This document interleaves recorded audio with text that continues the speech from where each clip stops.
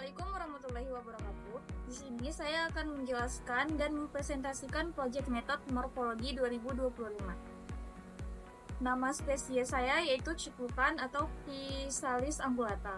Nama familinya yaitu Solanceae dan nama saya sendiri yaitu Misel Marimar dengan NPM E1J024072. Dosen pembimbing yaitu Dr. Uswatun Mirjanah NP. Dari program studi Agroekoteknologi, Fakultas Pertanian Universitas Guntur. Selamat menyaksikan. Morfologi akar yang pertama yaitu sifat akar. Sifat akar pada tumbuhan ciplukan yakni yang bersifat menyebar luas, menyerap air dengan baik, serta sistem akarnya yang cukup kuat.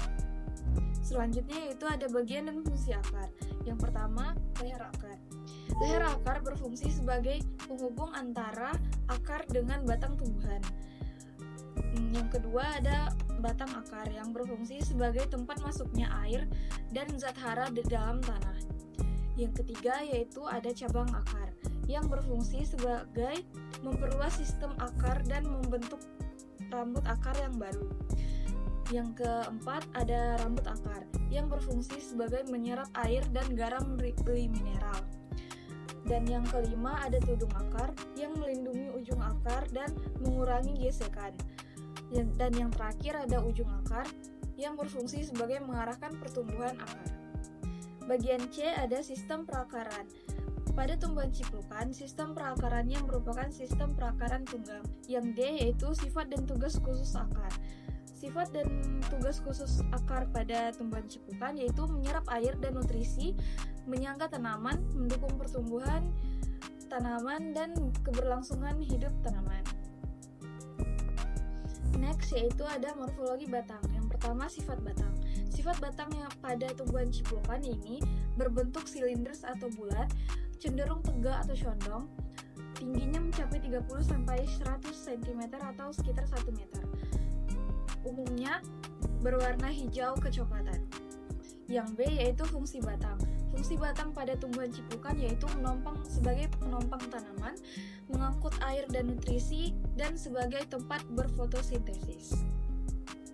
Bentuk batang pada tumbuhan ciplukan ini yaitu berbentuk silindris atau bulat dan termasuk kelompok jelas berbatang. Permukaan batang pada tanaman ciplukan yaitu berbulu halus atau licin dan berwarna kecoklatan. Terakhir ada arah tumbuh batang. Arah tumbuh batang pada tanaman ciplukan ini yaitu tegak lurus tetapi dapat mencondong atau menyebar tergantung pada kondisi lingkungannya. Percabangan batang. Percabangan batang pada tanaman ciplukan ini terdapat percabangan yang membentuk menggarpu. Next yaitu ada morfologi daun. Fungsi daun pada tumbuhan ciplukan ini yaitu menurunkan kadar gula darah, meningkatkan sistem kekebalan tubuh, menurunkan tekanan darah, melancarkan sistem pencernaan. Dan daunnya pada susunan daun ciplukan ini merupakan susunan daun tidak lengkap.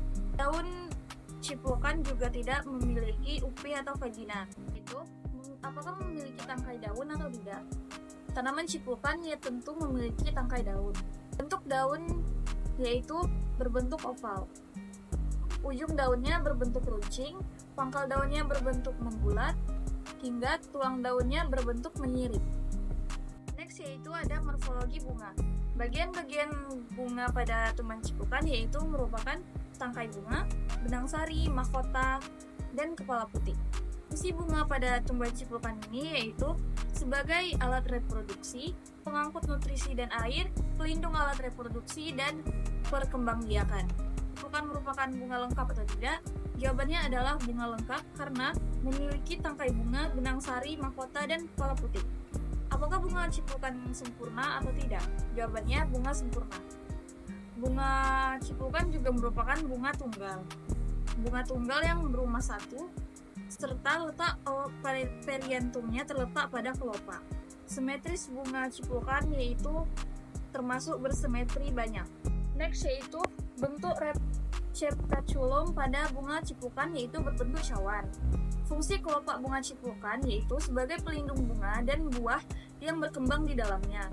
Fungsi mahkota di bagian bunga yaitu mendukung fotosintesis, melindungi organ reproduksi, dan memandu penyerbukan. Kedudukan benang sari pada tumbuhan ciplukan ini yaitu berada di ujung tangkai sari. Penyerbukannya sendiri yaitu merupakan penyerbukan sendiri. Perantara penyerbukan pada tumbuhan ciplukan yaitu melalui perantara serangga. Pembuahannya yaitu penyerbukan, pertumbuhan bulu serbuk sari, perkembangan buah dan next yaitu morfologi buah. Bagian A yaitu terdapat gambar dan bagian-bagiannya. Apakah tumbuhan ciplukan merupakan buah sejati atau buah semu? Jawabannya adalah buah sejati. Karena buah ciplukan berkembang dari bakal buah setelah pembuahan. Adapun yang ikut tumbuh membentuk buah yaitu kelopak. Karena kelopak pada tumbuhan ciplukan ini tumbuh membesar dan mengelilingi bakal buah atau ovarium. Jenis atau tipe buah pada pembuahan ciplukan ini adalah buah sejati tunggal kering. Morfologi biji. Biji ciplukan terletak di dalam buah yang terbungkus oleh kelopak dan mengembang seperti kertas, yang sering juga disebut sebagai lampion. Buah ciplukan sendiri berukuran kecil, berwarna hijau ketika muda dan berubah menjadi kuning atau orange ketika matang. Biji ciplukan berbentuk bulat atau sedikit oval. Biji ciplukan juga biasanya berwarna coklat muda hingga coklat tua. Permukaan biji ciplukan yaitu halus dan mengkilap. Bagian-bagian biji ciplukan yaitu meliputi kulit biji, embrio, redicula, cartiledon, endosperm, hilum, dan mikrofil. Sekian. Adapun manfaat dari tumbuhan ciplukan ini yaitu yang pertama bisa mengobati stroke, bisa membantu menyembuhkan penyakit jantung, sebagai obat asma, menurunkan kolesterol, mengalihkan sakit persediaan, penawar racun, dan serta untuk mengobati kencing manis.